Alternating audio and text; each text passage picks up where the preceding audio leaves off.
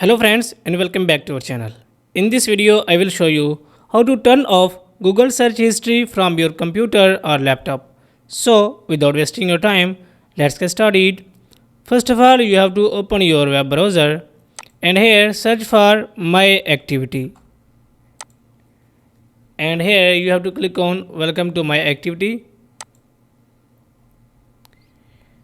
And first of all, you have to make sure that you have logged in with the Gmail in which you want to turn off your search history. For example, I want to turn off my search history in this Gmail account. So I will click on Activity Controls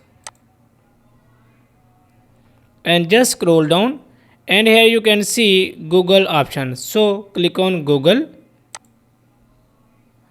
and here you can see saving to web and app.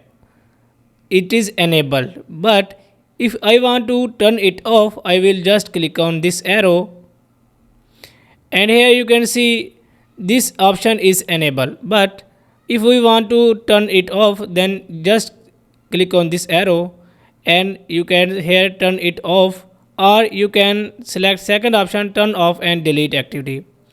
For example, I want to turn it off. I will click on step 1 and click on got it and click on got it.